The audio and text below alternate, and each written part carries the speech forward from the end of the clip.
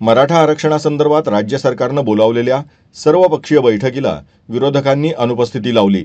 यावरून विधिमंडळात राजकारण तापलं असताना सत्ताधारी आणि विरोधक या दोघांनीही एकमेकांवर ढकलाढकली न करता ओबीसीतून मराठ्यांना आरक्षणाबाबत आपली भूमिका स्पष्ट करावी, मग समाज म्हणून आम्ही आमचं ठरवू, अशी प्रतिक्रिया मनोज जरांगे पाटील यांनी दिली आहे।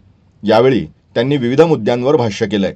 मागासवर्ग आयोगाला न्यायालयानं दिलेल्या मुदतवाढीवर बोलताना राज्य सरकारनं मराठा समाज 10% मागास असल्याचं सिद्ध केलं असून हे 10% आरक्षण आम्हाला मान्य होईल, पण ते ओबीसींच्या 27% मधून दिलं तर असं स्पष्ट सांगत शासनासोबत अनेक वेळा बातचीत होते, मात्र 13 जुलैपर्यंत अंमलबजावणी न झाल्यास समाजाची बैठक घेऊन पुढील दिशा ठरवली जाईल, असंही त्यांनी सांगितलंय।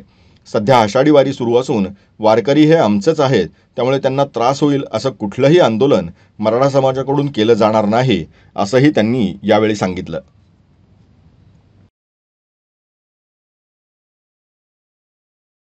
सांगून टाकावं की आमचा विरोध आहे का पाठिंबा आहे।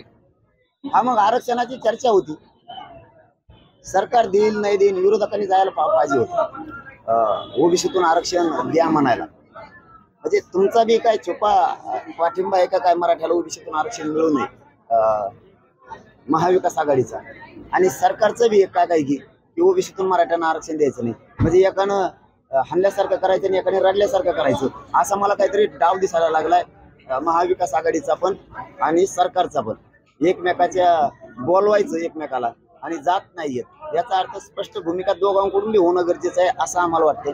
पण जनता वळखायला लागली आता की तुम्ही ओबीसीतून आरक्षण मिळू नये म्हणून, सरकार पण आणि विरोधी पण नक्की डाव रचतंय असं समाजाला कळायला लागले, म्हणून आता समाजच रस्त्यावर उतरायला लागला। तुम्हाला दोघाला सोडून सकारात्मक बातमी झालाय का, किंवा त्याच्यानंतर ते आता आपली भूमिका काय असणार? अल्टिमेटली दिवस जवळ आला, बोलाबोली रोज चालू आहे, रोज ते बी कदरांना फोन लावायला मी बी कदरांना बोलायला, पण मला लागते कृती अंमलबजावणी आहे का, काय केलंय काय नाही हे सांगायचं आम्ही ऐकतोय, परंतु मी समाजाचाच, त्याच्यामुळे 13 तारखेच्या नंतर या महाराष्ट्रातल्या मराठ्यांची सरळ भूमिका की 13 तारखेच्या नंतर जर सरकारने निर्णय नाही घेतला तर महाराष्ट्रातली बैठक बोलवायची आणि काय करायचं त्याच्यानंतर ठरवायचं।